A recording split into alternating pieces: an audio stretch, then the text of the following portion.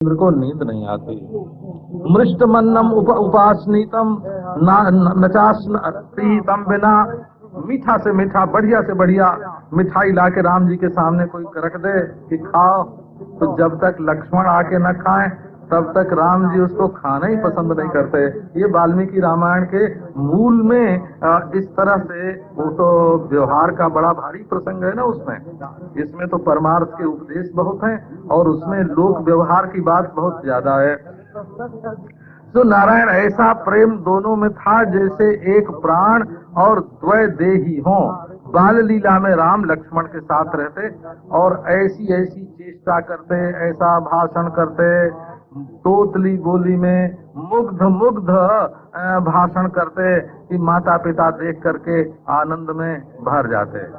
मैया श्रृंगार करती उनके ललाट पर एक सुनहला पीपल का पत्ता बना देती रामचंद्र जी के सिर पर, स्वर्णमय अश्वत्थ पर्ण, और उसमें सफेद सफेद मोती से उसका पिछला हिस्सा जैसे सजा देती हो।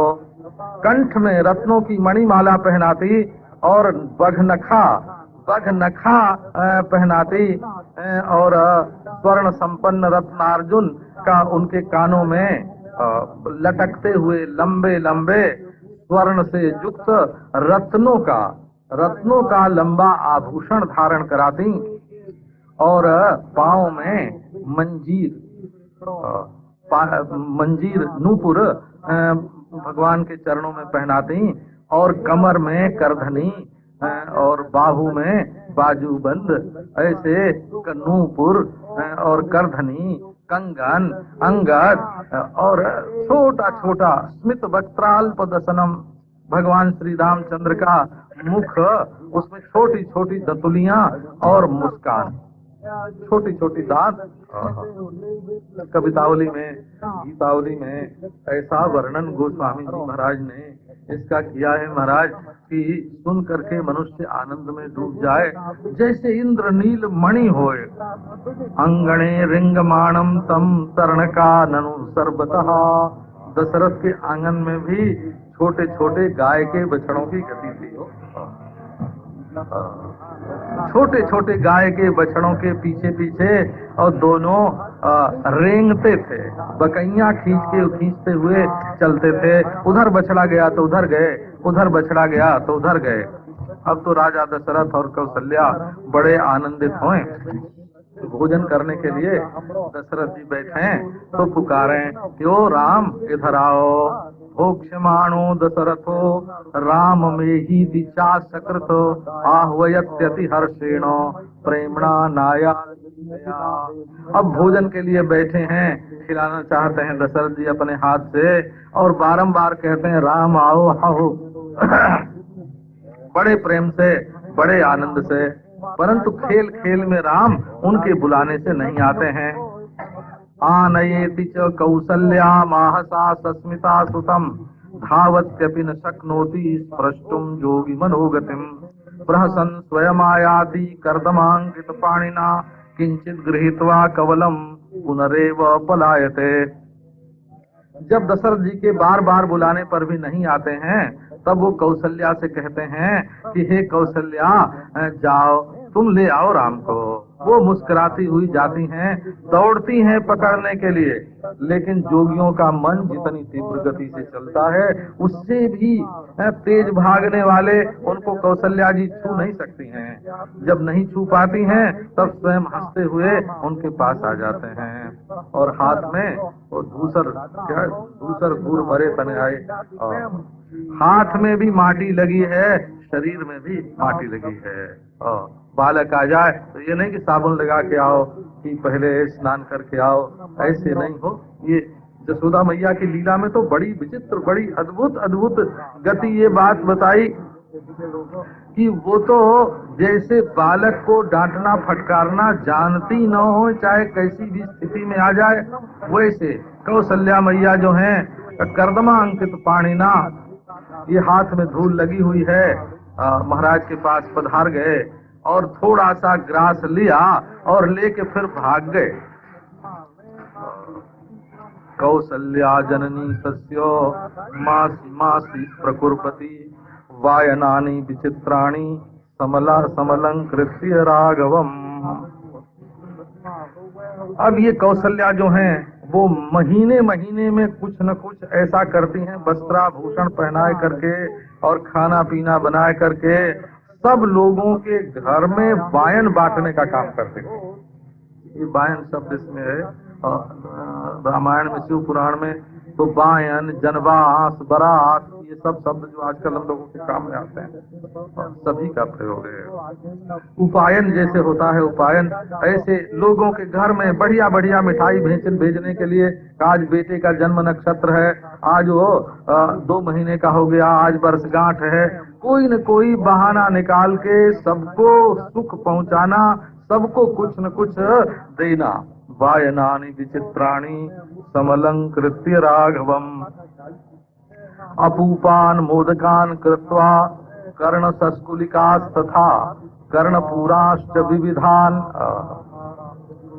मालपुए बनते, अपूप मालपुए बनते, लड्डू बनते, जलेबी बनती और कचौरी बनती।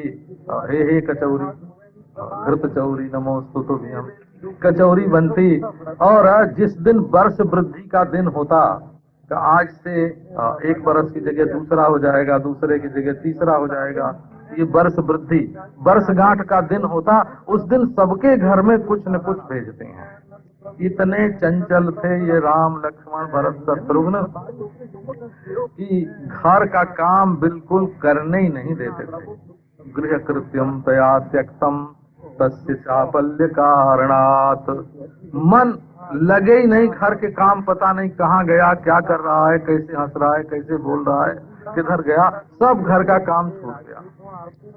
एक दिन रामचंद्र भगवान मैया के पास गए और बोले कि माँ हमको तो भोजन चाहिए। वो तो काम में लगी हुई थी, क्योंकि काम भी तो राम के लिए ही है, उन्हीं के लिए कोई चीज तैयार कर रही हैं, बना रही हैं, तो उन्होंने ध्यान नहीं दिया तो राम जी को क्रोध आ गया। ततः क्रोधेन भांडानी लगुड़े नाहन तदा, लेके लठिया जितने बर्तन थे महाराज उनको फोड़ना शुरू कर दिया उन्होंने। जो छीके पर रखा हुआ था उसको नीचे गिरा दिया, जो दूध था, दही था, मक्खन था, सब गिरा दिया और लक्ष्मण जी को खिलावें, भरत को खिलावें, शत्रुघ्न को खिलावें दही दूध।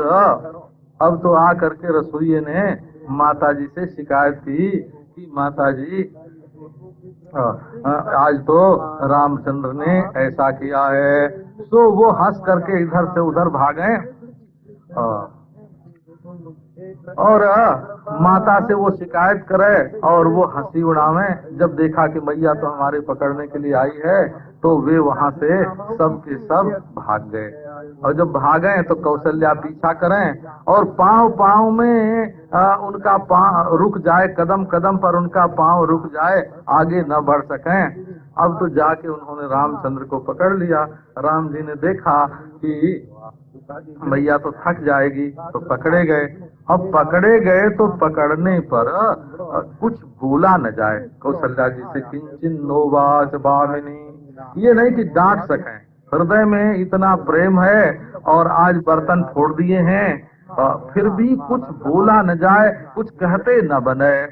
बाल भावम समाश्रित्य मंदम मंदम रुरोध, मैया कुछ बोलती नहीं है और हाथ ही पकड़ के रखा है और वो मंद मंद रोते हैं। फिर तो मैया ने सबको बड़ा प्यार किया, बड़ा दुलार किया, अपने हृदय से लगा लिया।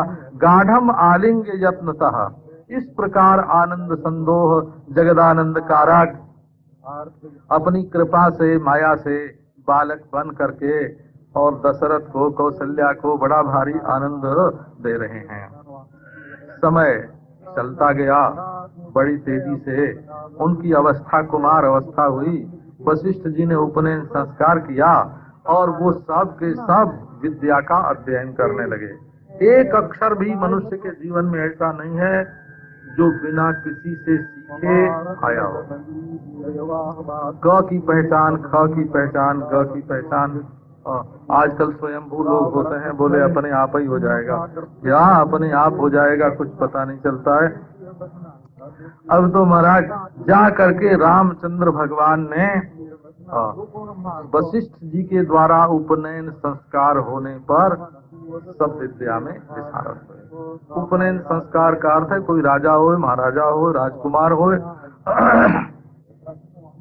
उसको गुरु के पास रहकर शिक्षा प्राप्त करनी चाहिए।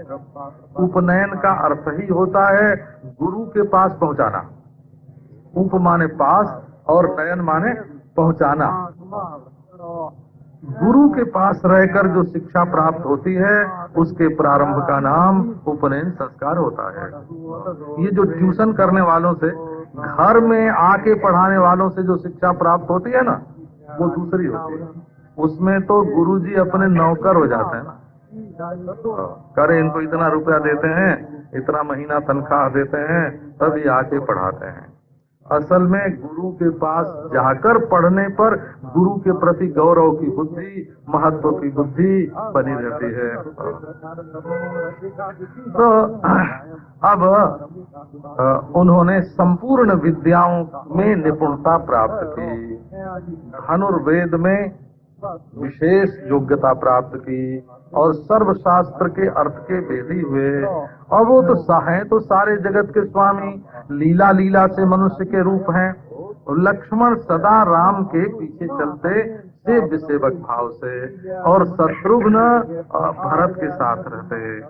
राम हमेशा धनुष बाण धारण करते और तुड़ीर भी अपने साथ रखते, और कभी लक्ष्मण के साथ घोड़े पर चढ़ के वन में मृगया के लिए भी जाते और वहां जाकर दुष्ट मृगों का संहार भी करते और आ करके अपने पिता को निवेदन करते कि आज वन में हमने ये काम किया है।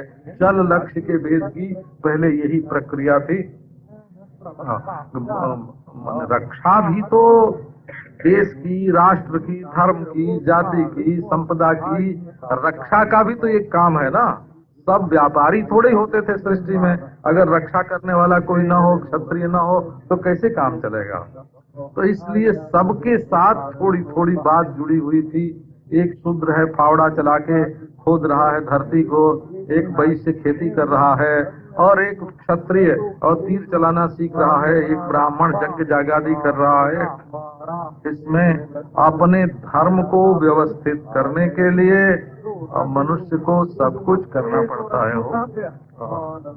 अब नारायण प्रातः काल उठ के राम भगवान स्नान करते हैं। प्रातः काल स्नान करने से एक प्रकार की जो शक्ति, सोते समय जो शक्ति इकट्ठी हुई होती है, वो प्रातः काल स्नान करने से जागृत होकर के जीवन में आती है। तो स्नान करते थे और फिर आकर माता पिता का अभिवादन करते थे।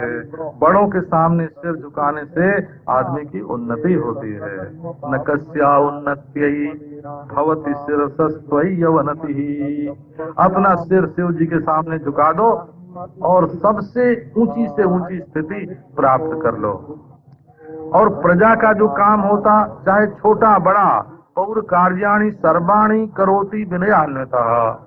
ये नहीं कि इतना छोटा काम मैं करूं, ऐसा नहीं। काम करने का अभ्यास होना चाहिए। श्री उड़िया बाबा जी महाराज कहते थे कि सेवा इसलिए नहीं की जाती कि सामने वाले का उपकार हो। अपनी आदत बढ़िया बने, इसके लिए सेवा कार्य किया जाता है। अपनी आदत सुधारने के लिए सेवा कार्य किया जाता है। दूसरे का उपकार करने के लिए सेवा कार्य नहीं होता। इसमें तो अपने ही उपकार सबसे बड़ा उपकार है। अगर अपनी आदत बिगड़ गई तो दूसरे का तुम क्या बनाओगे। तो पौर कार्याणि सर्वाणि करोति विनयान्वितः। सर्वाणि का अर्थ है छोटे से छोटा काम भी किसी भी प्रजा का होए उसको कर देते थे। और बड़े विनय, ये नहीं कि हमने तुम्हारा ये भला किया, तुम्हारा ये काम किया, हमारे सामने कृतज्ञ हो जाओ, हाथ जोड़ो, है ना, ये नहीं। तो स्वयं बोलते विनयान्विता, विनय के साथ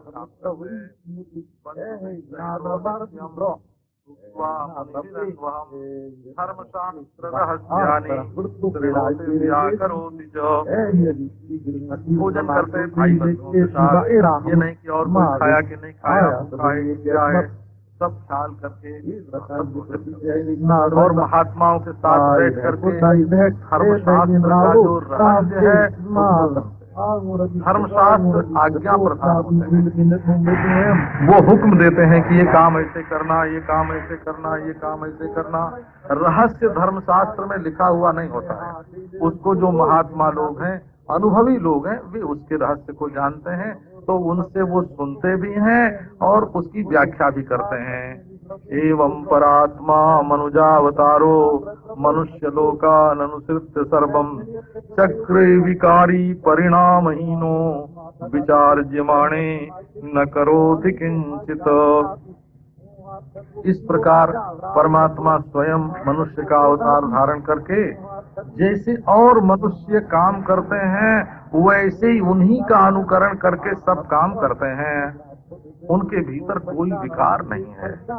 काम से, क्रोध से, लोभ से, दंभ से, मद से, मत्सर से जो काम होता है, उस काम में विकार बना रहता है। जहाँ दूसरे को उपकृत करने के लिए, अपने काम के बोझ से उसको लाभ देने के लिए काम किया जाता है, उस काम के करने में कोई न कोई गलती जरूर है। हम ऐसा काम करें कि काम उसका हो जाए और उसको पता भी न चले कि हमारे ऊपर कोई उपकार करके गया है। उपकृत करने के लिए काम नहीं होता है, निर्विकार परिणामहीनो। और परमात्मा में परिणाम तो है नहीं, और परिणाम का अर्थ ये है कि काम करने पर एक फल उत्पन्न होता है, तो वो फल तो रामचंद्र को मिलता ही नहीं है। उनको फल नहीं चाहिए, अपना कर्तव्य पालन ठीक ठीक करते हैं। और यदि विचार करके उनके स्वरूप को देखो तो ज्ञान स्वरूप, आनंद स्वरूप, आत्म स्वरूप साक्षात भगवान राम न करोति किंचित विचार्यमाणे न करोति किंचित। तो देखो शरीर में कितने काम होते रहते हैं। आप अपनी नाड़ी स्वयं चलाते हैं, बड़े भारी करता है। अच्छा, ये बाल बढ़ने का काम आप ही करते होंगे, हैं? खून आप ही चलाते होंगे, मलापसरण आप ही करते होंगे। तो शरीर के भीतर जब तक शरीर रहता है तब तक जैसे काम होते रहते हैं, ऐसे प्रकृति शरीरी परमेश्वर में भी प्रकृति से ही सब के सब काम होते रहते हैं। इसमें अहम करोमीति वृथाभिमानः, मैं करता हूँ, ये अभिमान बिल्कुल बिल्कुल झूठा है। नैव किंचित करोमीति युक्तो मन्येत तत्त्ववित्, ये गीता की बात ये साची है। हमने ये किया, हमने ये किया, हमने वो किया, तो ये अभिमान बिल्कुल झूठा है। विचार करने पर ये जो इस शरीर के भीतर आत्मदेव हैं, वे भी कुछ नहीं करते हैं। जो सत्ता मात्र है वो भी कुछ नहीं करती है, जो ज्ञान मात्र है वो भी कुछ नहीं करता है, जो आनंद मात्र है वो भी कुछ नहीं करता है, जो अनंत है वो भी कुछ नहीं करता है। ये तो मैं मेरे का अभिमान ही अपने को कर्मी बना करके फंसाता है। देखो,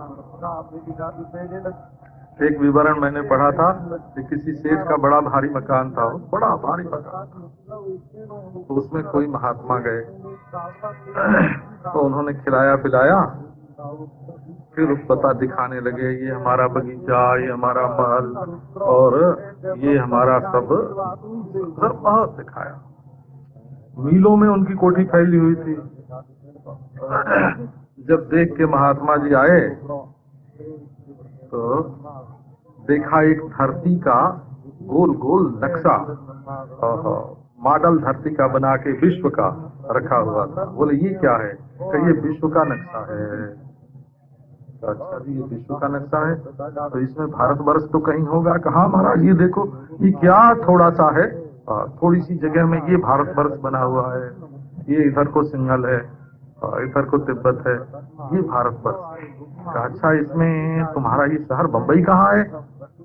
दिल्ली कहाँ है? कहिए महाराज ये बिंदी लगी हुई है, ये बिंदी है बम्बई। बोले तुम्हारी कोठी कहाँ है सेठ जी? बोले महाराज इतने बड़े नक्शे में कहीं हमारी कोठी थोड़े ही दिखाई जाती है, हैं? तो बोले जब दुनिया के नक्शे में तुम्हारी कोठी नहीं है तो परब्रह्म परमात्मा के नक्शे में तुम्हारी कोठी कहाँ से निकलेगी?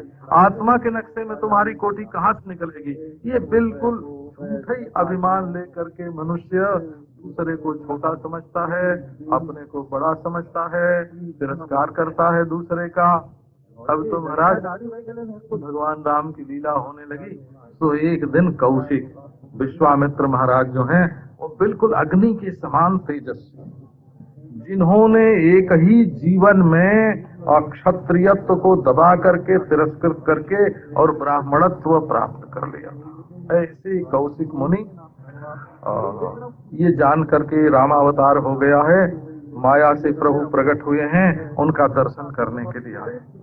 अब तो दशरथ जी को मालूम पड़ा, वो झट उठ के ये नहीं एक जगह किसी राजा को खबर दी गई कि अमुक महात्मा आ रहे हैं, तो उनके पास जब निवेदन किया गया तो उन्होंने उस पर लिख दिया कि आ जाने दो, आ जाने दो लिख। अब उनको लेकर के लोग गए। अब यहाँ महाराज दशरथ चक्रवर्ती सम्राट शिष्टाचार को जानते हैं, सारी दुनिया के राजा की अपेक्षा वो श्रेष्ठ है जिसके पास कानी कौड़ी भी नहीं है। यदि धन से बड़ा महत्व त्याग को नहीं दिया जाएगा तो धनी लोग धनी ही नहीं रह सकेंगे। ये जब मनुष्य के मन में वासना उठती है हम भी धनी बने, हम भी धनी बने, हम भी धनी बने, और धनी के मन में आता है हमको और मिले और मिले और मिले, दोनों लड़ने के लिए जब तैयार होते हैं तो बीच में आके एक त्यागी महात्मा खड़ा हो जाता है। अरे बाबा तेरे पास है, तू और क्यों चाहता है? जब तू धन ले लेगा तो और तुझे क्या मिलेगा? देख बिना धन के भी मैं कैसा मुस्तंदा सुखी दोनों से अच्छा हूँ, है ना। तो ये त्याग की व्यवस्था ही असल में संसार की व्यवस्था को रखते हैं।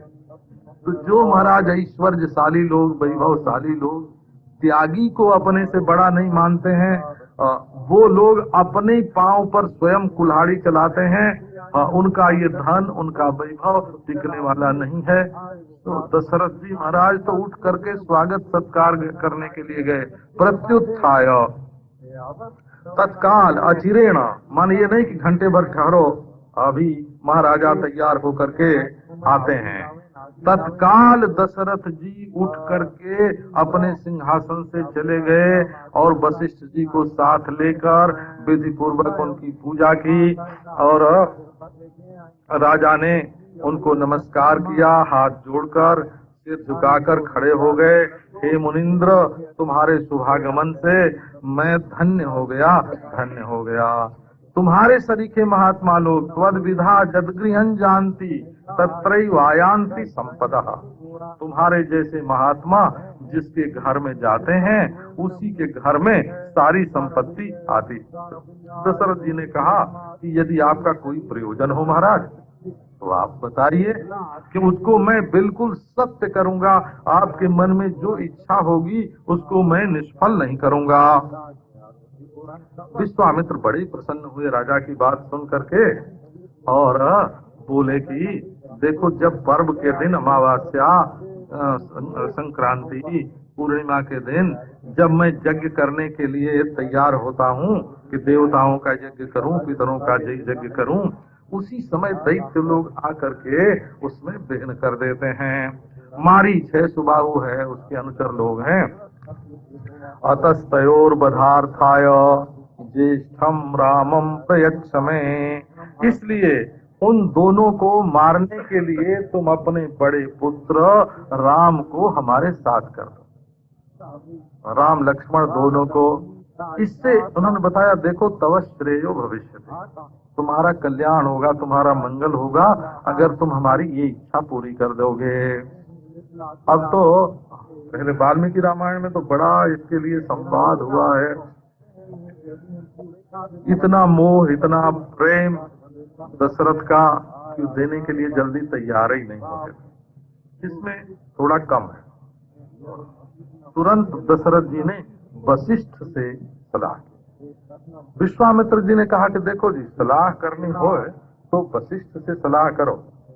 और किसी छोटे मोटे आदमी से जो सलाह की जाती है ना, तो बड़ी संकीर्ण छोटे दिल की सलाह देते हैं। सलाह देने वाले में भी बड़ा दिल तो होना चाहिए ना। और पकड़ने की सलाह सच्ची सलाह नहीं होती हो, छोड़ने की सलाह ही सच्ची सलाह होती है। बोले देखो, वशिष्ठ जी के साथ आमंत्रण करके छोटे लोगों की सलाह हमेशा गंदी होती है, और वो झगड़ा करने की होती है, वो कृपणता की होती है, वो पकड़ने की होती है। और बड़े लोगों की सलाह जो होती है वो हमेशा उदारता से परिपूर्ण होती है। अब तो जा करके एकांत में वशिष्ठ जी से उन्होंने सलाह की। बड़ी चिंता मन में, क्या करें गुरुदेव, राम को छोड़ने का तो मन में उत्साह नहीं होता है। इतने वर्षों के बाद तो ये पुत्र हमारे पैदा हुए हैं, 4 देवता के समान, उनमें राम तो हमको बहुत ही प्यारे हैं। यदि राम जी यहाँ से चले गए तो मैं तो जिंदा रहूंगा नहीं।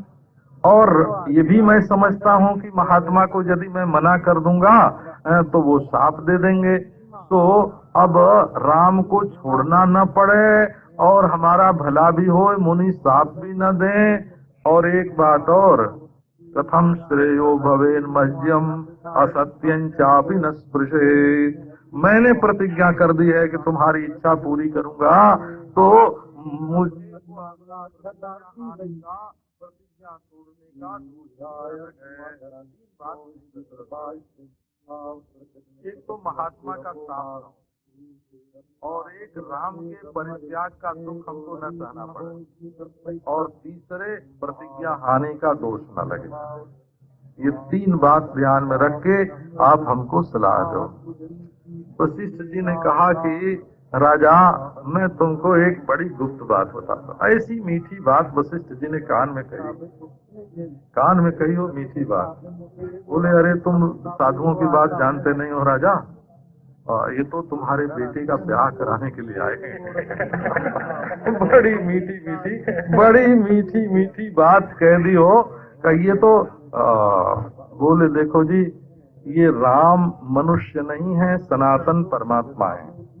पृथ्वी का भार दूर करने के लिए ब्रह्मा की प्रार्थना से पैदा हुए हैं। यही तुम्हारे घर में कौशल्या के पेट से पैदा हुए।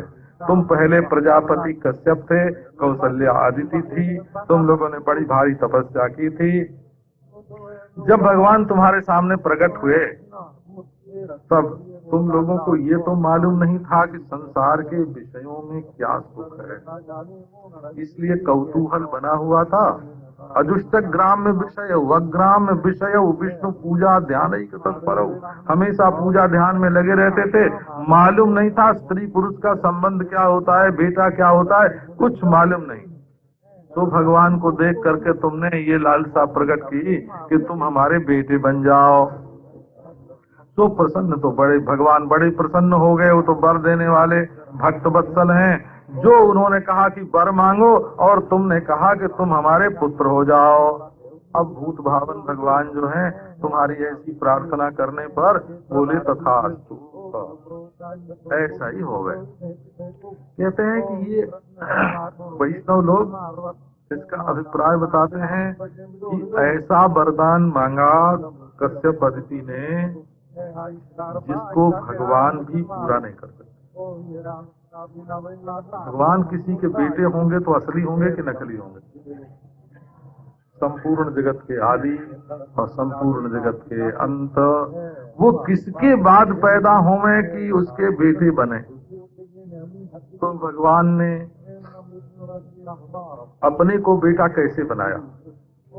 एक ये भी प्रश्न उठता है कि उन्होंने कहा तुम्हारे जैसा बेटा हो, तो भगवान ने कहा ये हमको तो बेटे के रूप में मांगते नहीं है, हमारे जैसा में मांगते हैं। तो हमारे जैसा दुनिया में और कहाँ मिलेगा? तो भगवान तो चुप। फिर बोले कि देखो भाई, तुमने हमने वर मांगने को कहा और तुमने हमसे वर मांगा, लेकिन हम तो तुम्हारा वरदान पूरा कर नहीं सकते। तब अच्छा, जैसा वरदान तुमने मांगा है हमारे जैसा, तो जो हमारे जैसा होगा वैसा मैं तो होऊंगा ना, वैसा तो वो चीज नहीं दे सकता। तो वैसी एक चीज तुमको माने वरदान देने के बाद भी भगवान ने अपने को ऋणी कर लिया। बोले कश्यप अदिति का वरदान तो मैं दे नहीं सका, उनका सच्चा बेटा बन नहीं सका, वैसे ही अपने आप को देता हूँ तो भक्तों के ऋणी रहते हैं भगवान। ये बात बताई भगवान ने। हनुमान जी से भी कहा है कि हम तुम्हारे ऋणी हैं। मय्येव जीर्णताम जातु यत्त्वयोपकृतं कपे। गोपियों से भी कहा कि हम तुम्हारे ऋणी हैं। तो अदिति कश्यप के सामने भी एक चीज मांगी, उसको 3 बार दिया, और 3 बार देने के बाद भी ये उनका ख्याल रह गया कि हम ऋणी हैं। ये ऐसा उदार, ऐसो को उदार जग माही। ऐसा उदार और कौन है हो। भगवान के शील स्वभाव का स्मरण होने पर हृदय गदगद हो जाता है। तो इन लोगों ने तो वही भगवान आज तुम्हारे घर में, तुम लोग कश्यप और अदिति हो, और वही भगवान राम के रूप में आए हैं। ये लक्ष्मण शेष हैं और भरत शत्रुघ्न शंख चक्र हैं। भरत शंख हैं और शत्रुघ्न चक्र हैं। तो ये चारों अवतार तुम्हारे घर में हुए हैं। और जोग माया जो भगवान की है, अचिंत्य शक्ति, अभिन्न शक्ति, वो सीता के रूप में जनकपुर में पैदा हुई है। विश्वामित्रोपि रामायो ताम जो जयितुमागतः। ये रहस्य की बात है कि विश्वामित्र जी उस सीता को, जोग माया को राम जी से मिलाने के लिए आए हैं। ए तद्गुज्यतमं राजन न वक्तव्यं कदाचन। ये ब्याह की बात जो है, जो रामावतार की बात है, सीतावतार की बात है, ये जो देवताओं की संविद है, ये किसी को बताना नहीं। अतः प्रीतेन मनसा पूजयित्वाथ कौशिकम्। अब तो वशिष्ठ जी ने कह दिया कि किसी को बताना नहीं। अब विश्वामित्र की बड़ी भारी पूजा हुई। उन्होंने कहा कि विश्वामित्र की पूजा करके राम लक्ष्मण को उसके साथ भेज दो। अब दशरथ ने तो देखा, हो मैं तो कृतकृत्य हूँ, हमारे बेटे भगवान। इससे बढ़िया और सौभाग्य की क्या बात होगी कि हमारे बेटे भगवान कृतकृत्यमिवात्मानम मैंने प्रमुदितांतरः। उनका हृदय आनंद से भर गया और अपने को कृतकृत्य मानने लग गए। ये कहते हैं कि जिसको कर्म बहुत कर्तव्य मालूम पड़ता है ना, ये करना, ये करना, ये करना, उसको जब पूर्णता प्राप्त होती है तो कहता बस बस अब हमारे कोई कर्तव्य नहीं रहा, कृतकृत्य हो गए।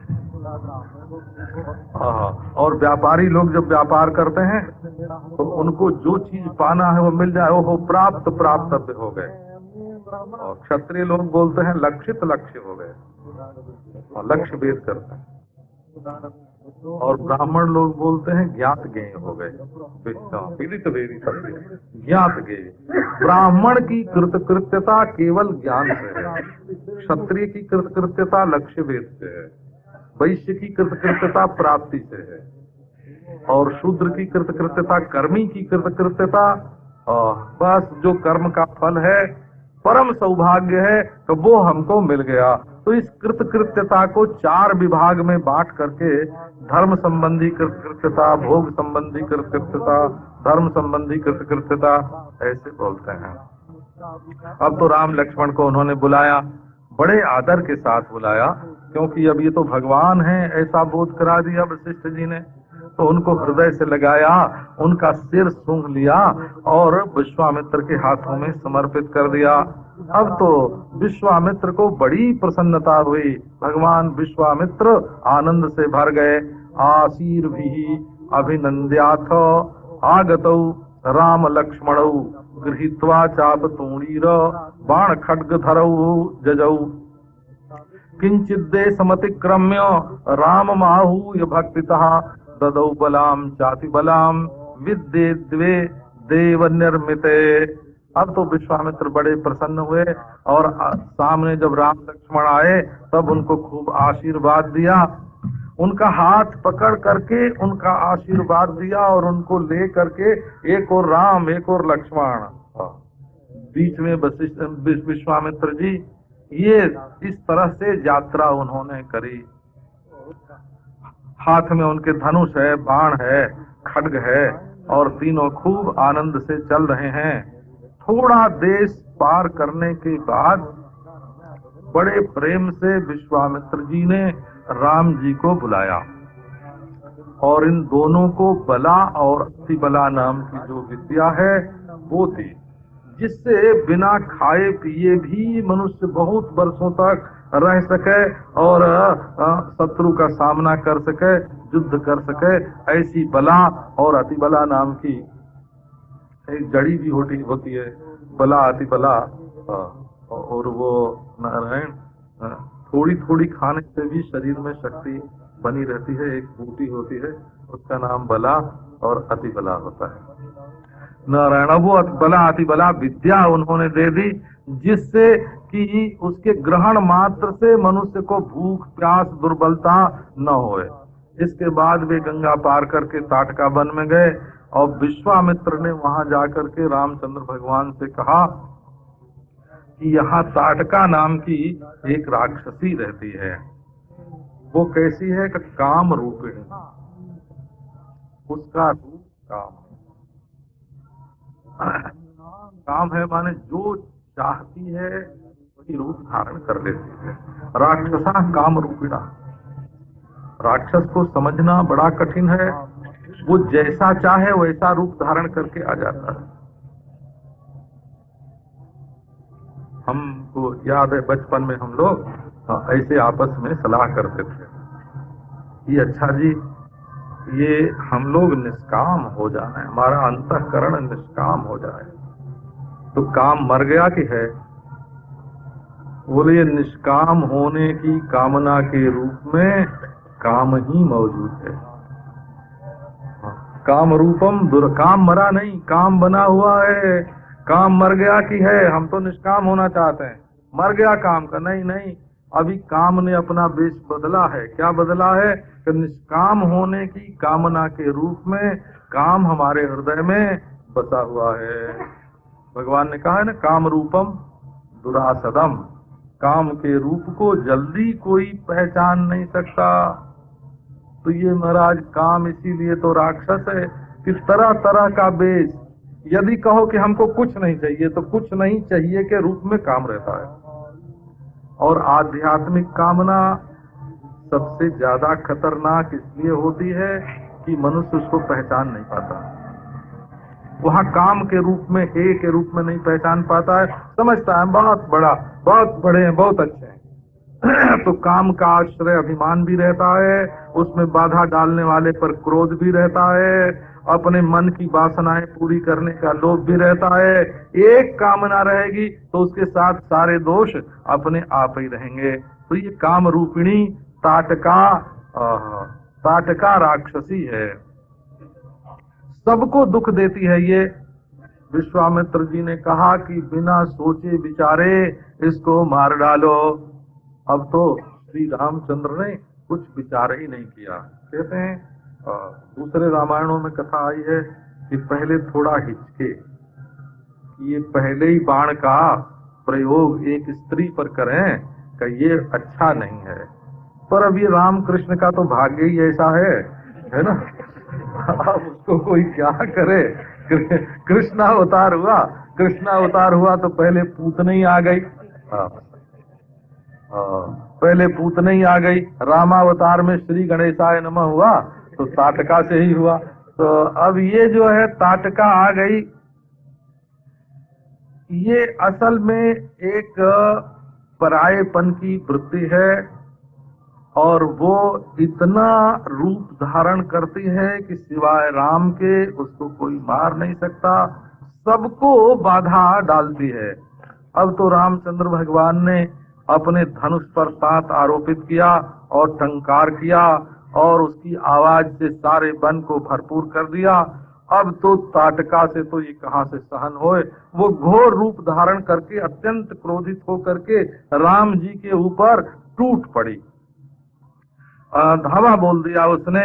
और भगवान रामचंद्र ने एक ही बाण से तत्काल उसका वक्षस्थल भेदन कर दिया और वो खून उगलती हुई गिर पड़ी। अब उसके शरीर से एक बड़ी सुंदरी यक्षी निकली, सर्वाभरण भूषिता। वो तो अत्यंत सुंदरी और सर्वाभरण भूषित यक्षी थी। वो तो सांप के कारण पिशाच हो गई थी और रामचंद्र के कृपा प्रसाद से उसका राक्षस शरीर छूट गया। वो तो बड़ी प्यारी भगवान की भक्ति संपदा श्री जैसी थी। तो रामचंद्र के चरणों में प्रणाम किया और राम की आज्ञा लेकर के स्वर्ग में चली गई। ततोति हृष्टः परिरभ्य रामम मूर्धन्यवग्राय विचिन्त्य किंचित सर्वास्त्र जालम सरहस्य मंत्रम प्रीतियाभिरामाय ददौ मुनीन्द्रः। ये बड़े प्रसन्न हुए विश्वामित्र जी। इसमें हुआ क्या, इसमें प्रसन्नता की एक बात, रामचंद्र पढ़े लिखे काफी थे, समझदार भी बहुत थे और बलवान भी थे।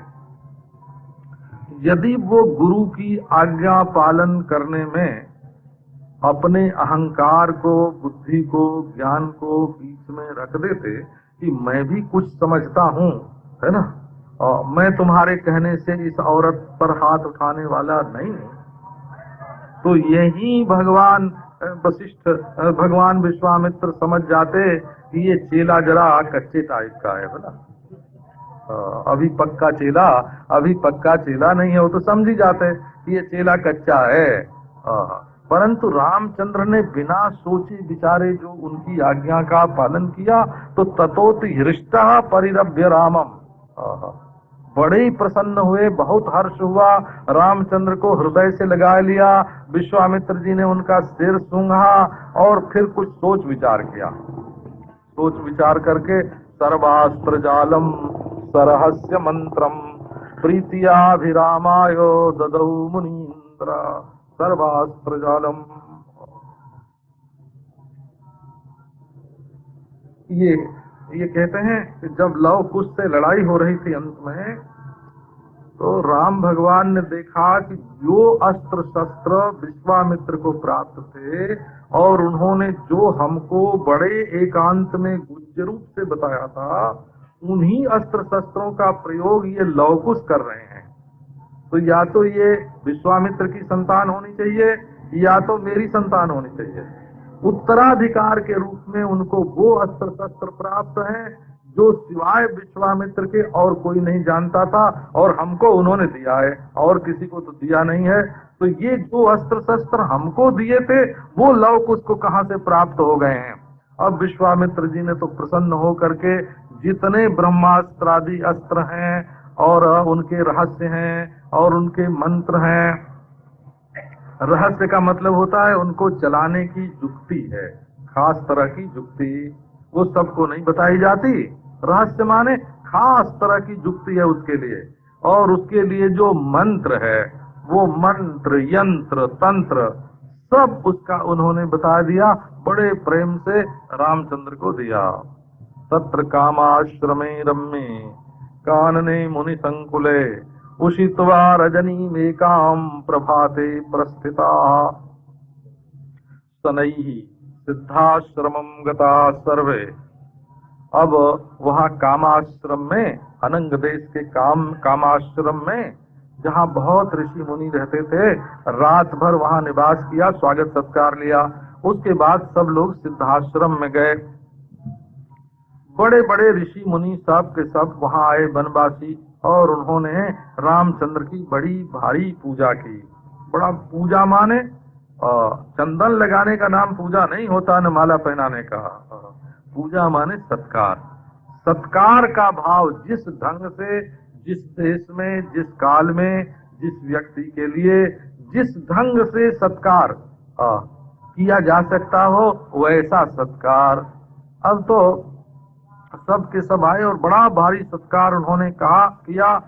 और श्री राम ने विश्वामित्र जी से कहा कि मुनि महाराज, आप अब यज्ञ में दीक्षा ग्रहण कीजिए, यज्ञ का संकल्प कर लीजिए, और हमको बताओ वो दोनों राक्षस कहाँ हैं, मारी सुबाहु का, उनको मार डालें। मुनि ने इधर यज्ञ प्रारंभ किया देखा दोपहर के समय दोनों कामरूपी राक्षस आकर के सामने खड़े हैं, मारीच और सुबाहु। और उनके तो वर्षंतौ रुधिरास्थिनी, खून और हड्डी की वर्षा कर रहे हैं। राम ने धनुष उठाया और 2 बाण अपने धनुष पर लिया और कान तक खींच करके एक ही बार धनुष पर 2 बाण चढ़ाकर दोनों को मारा। तयोरेकस्तु, दोनों बाणों ने अलग अलग अपनी लीला की। द्विशरम नाभिसंधत्ते, रामचंद्र भगवान किसी को मारने के लिए 2 बार बाण धारण नहीं करते हो। द्विशरम नाभिसंधत्ते। और द्विस्थापयति नाश्रितान, अपने आश्रित को 2 बार नहीं बसाते हैं। द्विर्ददाति न चार्थिव्या, मांगने वाले को 2 बार नहीं देते, एक ही बार ऐसा दे देते हैं कि उसको कभी मांगने की जरूरत नहीं पड़े। किसी को मंगता बनाए रखना कि ये बारंबार हमारे पास मांगने के लिए आवे, ये तो कोई दान तो नहीं हुआ ना कि ये बार बार हमारे पास मांगने के लिए आवे। द्विर्ददाति न चार्थिव्या, रामो द्विर नाभिभाषते, राम एक बार 2 बार नहीं बोलते हैं, एक बार बोल दिया तो बोल दिया। ये वाल्मीकि रामायण में रामचंद्र के गुणानुवाद का वर्णन है हो। द्विशरम नाभिसंधत्ते, 2 बार बाण नहीं चढ़ाते। द्विस्थापयति नाश्रितान, अपने आश्रित को 2 बार नहीं बसाते।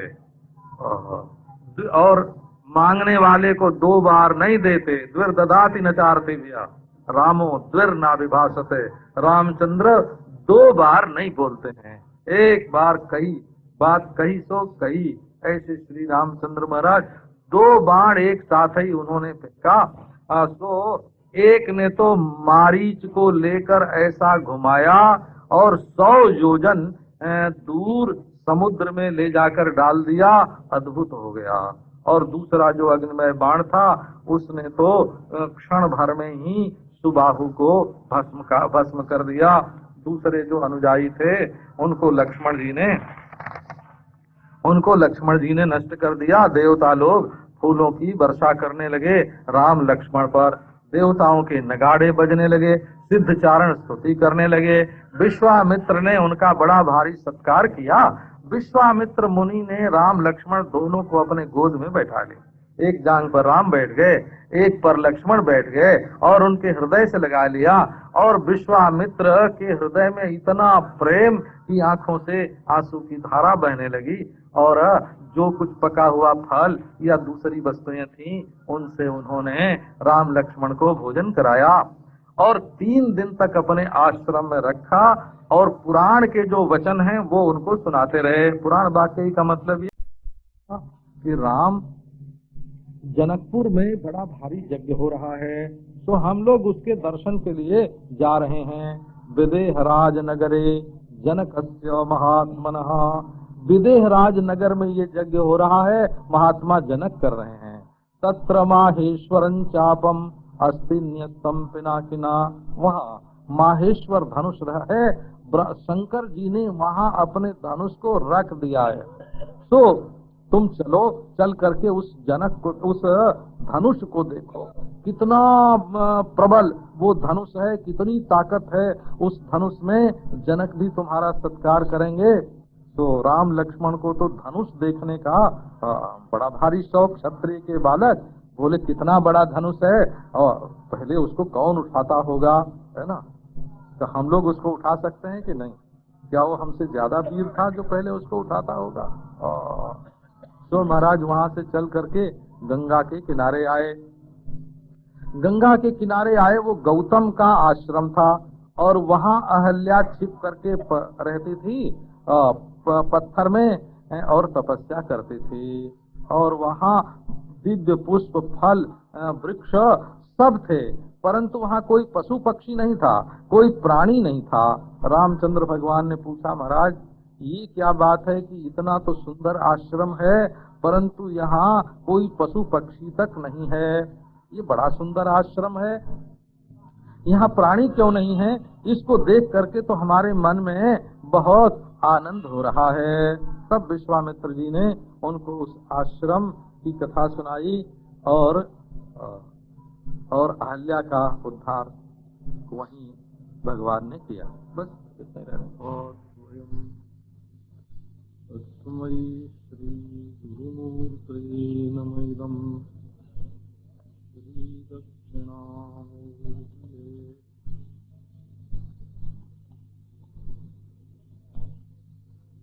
पूर्णानन्ददया दृशाविशदया सत्त्वत्प्रसादोदया ब्रह्मज्ञानविनोदया जनमनोमोदाय निवेदया विश्वप्रेमप्रकाशः समुदया विश्वप्रमोदोदया पूर्णानन्ददया मदीय मनसे काञ्चित् कणां यच्छतु।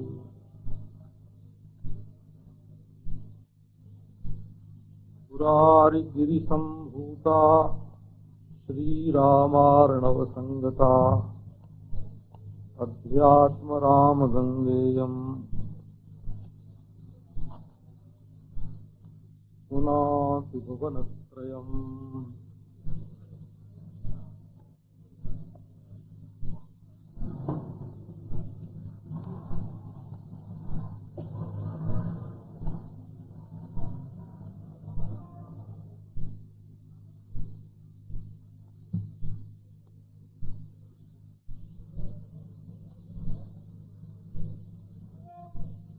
श्री राम लक्ष्मण विश्वामित्र जी के साथ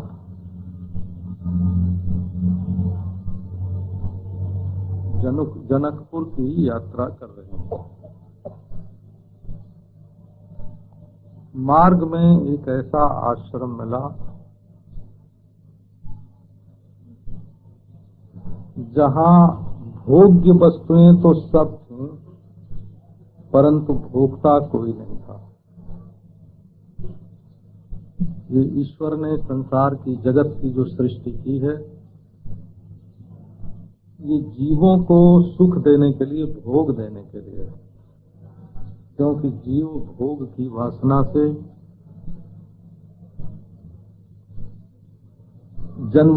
जन्मांतर ग्रहण करता है, तो उसकी वासनाओं की पूर्ति के लिए ही मानो भगवान ने ये जगत बना के रख दिया है।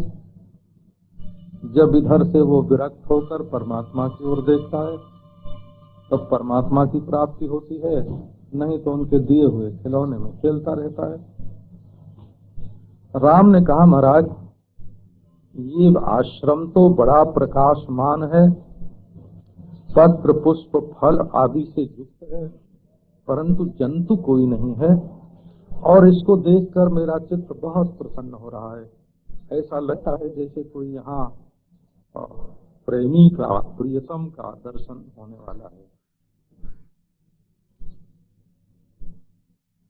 विश्वामित्र ने सुनाया कि राम, पहले यहाँ लोक प्रसिद्ध गौतम मुनि रहा करते थे और उन्होंने अपनी तपस्या से भगवान को प्रसन्न कर लिया था। तपसा राधयन हरिम भोक्तारम यज्ञ तपसा। जीव को भगवान जगत का भोग देते हैं और भगवान स्वयं जीव की भोक्तारम यज्ञ तपसा। दूसरों को खिलाओ और खुद संयम से रहो, खुद तपस्या करो, यही भगवान का भोग है। भगवान क्या खाते हैं कि जीव के जीवन में जो यज्ञ है, तपस्या है, इसी को भगवान खाते हैं। भोक्तारम यज्ञ तपसा। तपस्या के द्वारा उन्होंने भगवान की आराधना की, ब्रह्मा हुए उनके ऊपर प्रसन्न, और लोक सुंदरी कन्या अहल्या उनको दे दी। इतनी सुंदर थी कि दिन में दिखाई न पड़े। अहनी लियते थे, क्योंकि ब्रह्मचर्य से ब्रह्मा जी प्रसन्न थे। गौतम जी बड़े ब्रह्मचारी और अहल्या उनकी शुश्रूषा परायणा। सो जहाँ पति बहुत तपस्वी, बहुत निवृत्ति परायण होता है, वहाँ पत्नी पर लोगों की नजर पड़ती है। दार्शनिक पति की पत्नी प्रायः उनसे संतुष्ट नहीं रहती हैं, तो दूसरे लोग उन पर दृष्टि डालते हैं। तो इंद्र बड़े ऐश्वर्यशाली भोगवान हैं। मुनि का वेश बना करके उन्होंने अहल्या का संग किया। उस समय गौतम घर में नहीं थे। जब गौतम लौट के आए और अपने ही वेश में इंद्र को निकलते देखा, तो गौतम जी को क्रोध आ गया और उन्होंने कहा, तू कौन है, मेरा रूप धारण करके यहाँ आया? अब तो इंद्र उनके चरणों में गिर पड़े और बोले, मैं देवराज हूँ, परंतु काम का किंकर हो गया, अपने किंकर का किंकर हो गया। इंद्र का किंकर है काम, परंतु आज काम बस इंद्र ही काम के किंकर हो गए। हमारी आप रक्षा कीजिए, मैंने बहुत बुरा काम किया है, मेरा मन बिगड़ गया था। गौतम ने उन्हें शाप दे दिया कि अच्छा देखो, शाप भी क्या देते हैं, आप तो भगवान इंद्र हैं, एक भगवान है, अब सहस्त्र भगवान हो जाइए। माने आपके शरीर में स्त्री के गुह्य अंग के चिन्ह ही चिन्ह हो जाएं, परंतु बोलने में सहस्त्र भगवान भव, वहां भी वाणी इनकी पवित्र है। देवराज को साथ दे करके वो अपने आश्रम में प्रविष्ट हुए। देखा कि अहल्या पाप के कारण थर थर कांप रही हैं। बोले, दुष्टे, तेरा शील स्वभाव अच्छा नहीं है, इस शिला में तुम रहो, खाना पीना बंद, अच्छी सी तपस्या करो हजारों बरस तक। उसके बाद दाशरथी राम यहाँ आवेंगे, उनके चरणों का तुम्हें स्पर्श मिलेगा, तुम्हारा पाप मिट जाएगा। राम की तुम पूजा करना, परिक्रमा करना, नमस्कार करना, तब फिर मैं तुम्हारे पास आ जाऊंगा और जैसे अब तुम मेरी सेवा शुश्रूषा करती हो वैसे आराम से करना। इसमें आप देखो, इंद्र को जो शाप दिया गौतम ने, वो अनिवर्तन शाप है, अपराध इंद्र का है, वो कभी लौट नहीं सकता। और अहल्या को पवित्र होने के लिए शाप तो दिया उन्होंने, परंतु उसके साथ इतना बड़ा वरदान दिया कि स्वयं भगवान की प्राप्ति हो जाए। तो स्वयं भगवान को प्राप्त कराना ये गौतम का शाप नहीं है, ये तो वरदान है। अब वही देखो, अहल्या अदृश्य होकर के इस आश्रम में रहती है और राम तुम्हारे चरणों का, तुम्हारे चरणों की धूल का स्पर्श चाहती है। बड़ी कठिन तपस्या कर रही है, उसको आप पवित्र कर दो, ये ब्रह्मा की पुत्री है। राम जी कुछ सकुचाते थे उसको पांव से छूने, तब वशिष्ठ जी ने उनका हाथ पकड़ा। इत्युक्त्वा राघवम हस्ते गृहीत्वा मुनिपुंगवः, हाथ पकड़ के विश्वामित्र जी ले गए और जाके दिखाया, देखो ये पत्थर है, तुम पांव से इसको छुओ। तब विश्वामित्र जी की आज्ञा मानकर ब्रह्मा की पुत्री, गौतम की पत्नी, ब्राह्मणी, मैं क्षत्रिय रूप से प्रकट हुआ हूँ, तो इसको पांव से कैसे छूं, इस बात का संकोच था भगवान रामचंद्र के मन में, बड़े संकोची रामचंद्र। अब पांव से उन्होंने विश्वामित्र के आग्रह पर छू दिया और जब अहल्या निकली शिला में से जो लीन थी, तो उसको देख करके रामो हमिति चाब्रवीत, बोले, माता मैं राम हूँ, तुम्हें नमस्कार करता हूँ। ननाम राघवो हल्याम रामो हमिति चाब्रवीत। ये नहीं कि ये स्त्री है, ये पापनी है, ये मानुषी है, ये बात नहीं। पहले रामचंद्र ने नमस्कार किया अहल्या को और अपना नाम बताया कि मैं राम हूँ। अब जब उसने देखा कि पीताम्बरधारी चतुर्भुज शंख चक्र गदाधारी धनुर्बाणधारी राम स्वयं विष्णु राम होकर के प्रकट हुए हैं, लक्ष्मण हैं और उनके मुखार बिंद पर मुस्कान है, कमल के समान नेत्र है, दसों दिशाएं उनके प्रकाश से दीप्त हो रही हैं। अब तो आनंद के कारण उसकी आंखें फटी की फटी रह गईं। गौतम की बात याद आई, देखो हमारे पतिदेव ने क्या वरदान हमको दिया, ज्ञात्वा नारायणम वरम संपूज्य विधिवद रामम अर्घ्यादि अनिंदिता। उसने तो अर्घ्यादि के द्वारा भगवान की पूजा की। शंकर भगवान कहते हैं ये अहल्या अनिंदिता है, इसके अंदर कोई निंदा की बात है ही नहीं, इसके अंदर कोई दोष है ही नहीं। अब तो उसने पूजा की, आंखों में उसके आंसू हैं, दंडवत प्रणाम कर रही है और उठ करके रोमांच से भरी हुई गदगद वाणी से राम की स्तुति करने लगी अहल्या। अहो कृतार्थास्मि।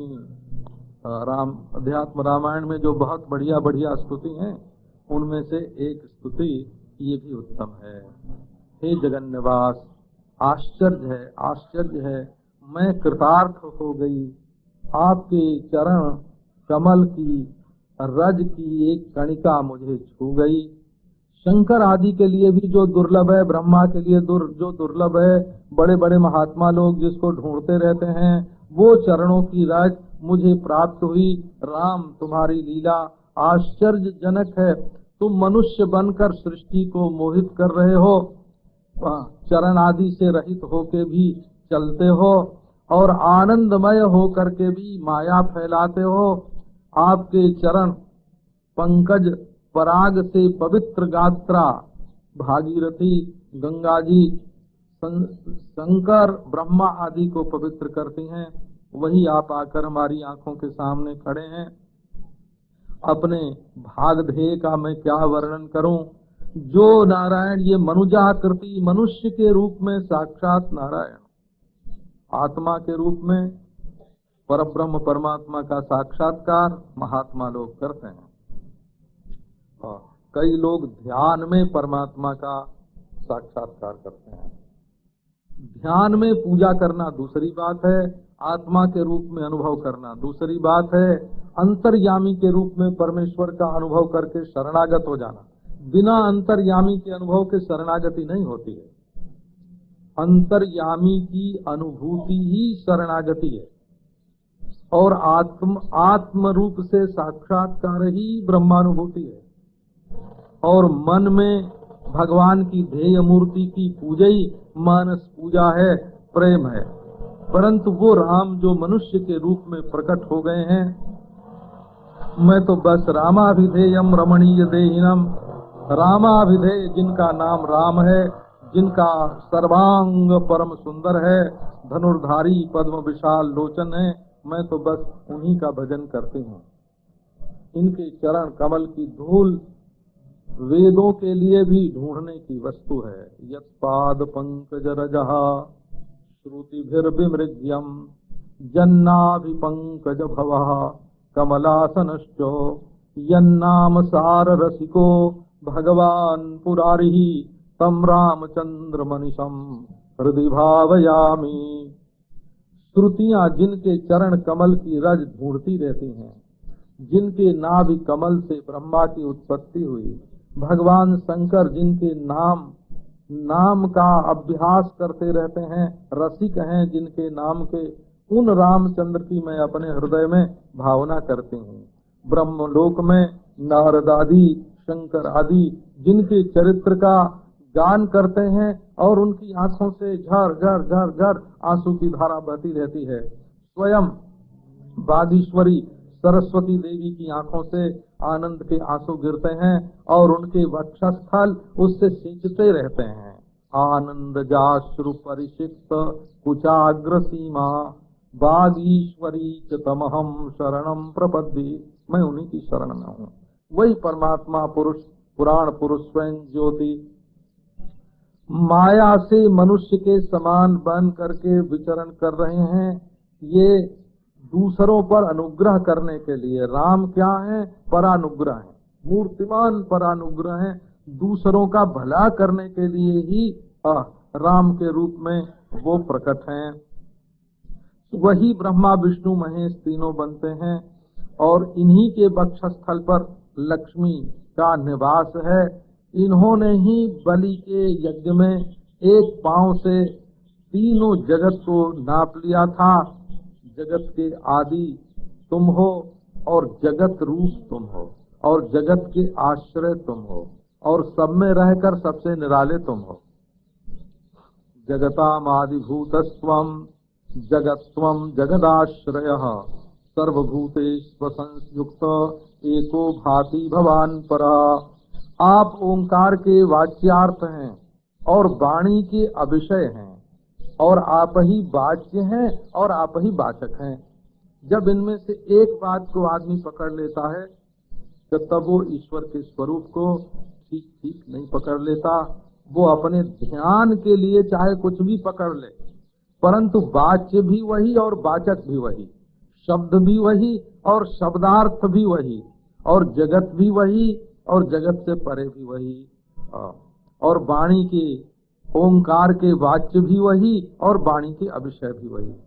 कार्य कारण कर्तृत्व फल साधन भेदतः एको विभासि रामत्वं मायया बहुरूपया।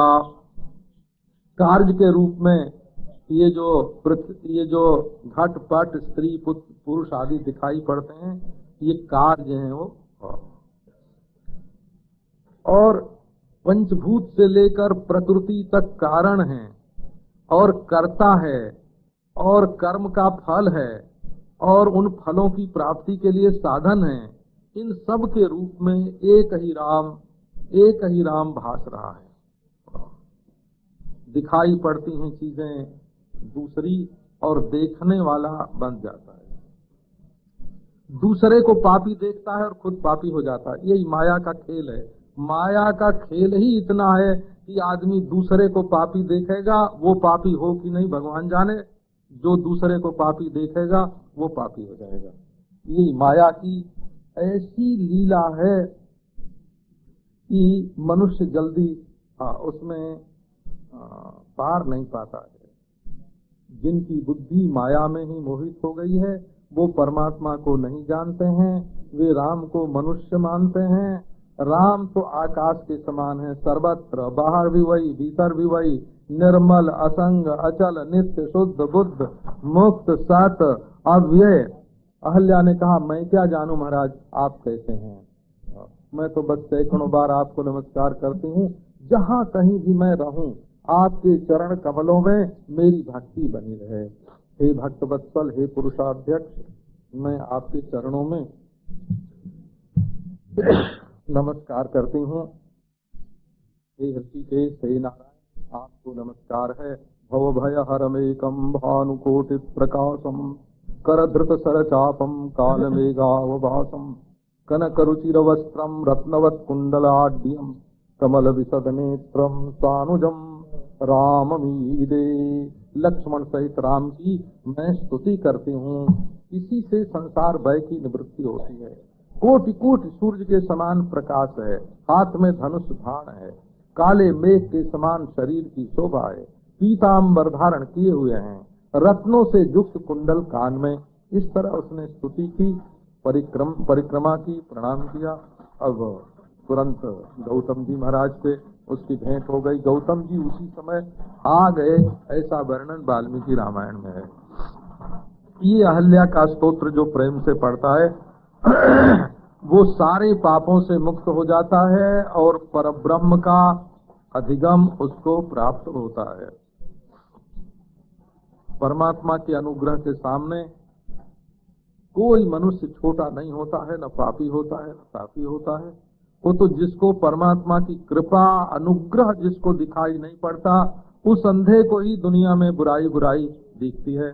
वो अंधा है जिसको न परमात्मा दिखे, न परमात्मा की कृपा दिखे, न परमात्मा की लीला दिखे, न परमात्मा का रूप दिखे, तो उसी को ये दुनिया बुरी दिखती है। तो सारा पाप महाराज निवृत्त हो जाए इस स्तुति के पाठ से। यदि कोई सकाम भाव से भी इसका पाठ करे राम का ख्याल करते हुए, तो 1 वर्ष में ही बंध्या को भी इससे पुत्र हो सकता है, सारी कामनाएं पूरी हो सकती हैं। ऐसा रामचंद्र का प्रसाद। ब्रह्मघ्नो गुरुतल्प गोपी पुरुषः तेयी सुरापोपि वा मातृभ्रातृविहिंसकोपि सततं भोगैक बद्धातुरः नित्यं स्तोत्रमिदं जपन् रघुपतिं भक्त्या हृदयस्थं स्मरन् ध्यायन् मुक्तिमुपैति किं पुनरसौ स्वाचार युक्तो नरः। असल में जो अपने कर्म से ही पार होने के योग्य हैं, उनके लिए तो कुछ बहुत जरूरत होती भी नहीं। अपने कर्म से जो उतरेंगे पार, तो पे हम करतार, करतार तुम काहेगे। तो जो लोग स्वयं अपने साधन से, भजन से इस भवसागर के पार जा सकते हैं, उनके लिए तो और साधनों की उतनी जरूरत नहीं होती है। जो ब्रह्मघाती हैं, गुरु तल्पक हैं, चोर हैं, शराबी हैं, माता भाई की हिंसा करने वाले हैं, जो भोग परायण हैं, वे भी इस स्तोत्र का जप करें तो उनके हृदय में भक्ति आती है, भगवान का दर्शन होता है, उन्हें मुक्ति मिलती है। और यदि कोई सदाचारी पुरुष हो, वो इसका आश्रय ले, तब तो कहना ही क्या है। अब विश्वामित्र जी ने कहा कि राम लक्ष्मण आओ, अब जनकपुरी की ओर हम लोग चलें और वहां चलकर यज्ञ देख लो और उसके बाद अयोध्या जाना। कहते हैं भाई महार्घ रत्न हो तो उसको लेने के लिए स्वयं जाना पड़ता है। और लोग विश्वामित्र राम को लेने के लिए अयोध्या जी में आए। तो राम बहुत बड़े, परंतु स्वयं राम सीता जी को लेने के लिए जनकपुरी में गए। तो राम जी से भी सीता जी पड़ी हैं। ऐसे कहो कि सीता जी को लेने के लिए जनकपुरी में गए, या इसको यूं कहो कि इतना आकर्षण सीता जी का कि खींच गए वहां। यहाँ तो ऐसा लगता है कि जैसे उनको मालूम ही न हो कि मिथिला में हमारा ब्याह होगा। विश्वामित्र जी ने कह दिया चलो वहां यज्ञ देख करके लौट आना। इसके बाद गंगा जी के तट पर गए। गंगा जी के तट पर गए तो नाविक ने, मल्लाह ने मना कर दिया। उसने कहा हम तुमको अपनी नाव पर नहीं चढ़ावेंगे। ये गोस्वामी तुलसीदास जी महाराज ने इस प्रसंग को वनगमन में जोड़ा है, वनगमन के प्रसंग में। लेकिन ये अहल्या के उद्धार का जो प्रसंग है वो तत्काल है। तत्काल होने के कारण यहाँ ये बहुत बढ़िया जुड़ जाता है कि अहल्या का उद्धार करके गए गंगा जी के तट पर, और नाविक ने कह दिया कि नहीं नहीं हम ऐसे नहीं चढ़ाने वाले हैं, तुम्हारा पांव पहले धो लेंगे। भला दारू में और दृशद में, एक शिला में पत्थर की और एक लकड़ी में क्या फर्क है? जब तुम्हारे पांव की धूल पत्थर को नारी बना देती है तो हमारी नाव को नारी बना दे, इसमें क्या आश्चर्य। मानुषी करण चूर्ण मस्तिते पादयो रीति कथा प्रथीयसी। तुम्हारे चरणों की धूल पत्थर को भी, लकड़ी को भी स्त्री बना देती है। तो तुम्हारे चरण में जो धूल लगी है उसको पहले मैं धोऊंगा, बाद में दूसरे किनारे पर ले जाऊंगा। और यदि कहीं हमारी ये नाव युवती स्त्री हो गई तो तुम्हारे पांव का की धूल लगने से तो हमारे कुटुंब का तो सारा रोजगार ही नष्ट हो जाएगा। स्याच्चेद विभो वृद्धि कुटुंब हानि। ये तत्काल अहल्या के उद्धार की कथा अभी उसने कथा आगे पहुंच गई और भगवान राम पीछे थे और उसने सुन लिया। इत्युक्त्वा क्षालितौ पादौ परम तीरम ततो गता। हमको एक महात्मा ने ऐसे सुनाया था कि जब रामचंद्र भगवान जाके दंडकारण्य में रहने लगे तो इनके साथ जानकी जी थी, वो फल फूल तैयार कर देती थी, भोजन भाजन पका देती थी, और लक्ष्मण जी लाके सेवा करते थे, ले आते थे सब। रामचंद्र भगवान आराम से खाते थे।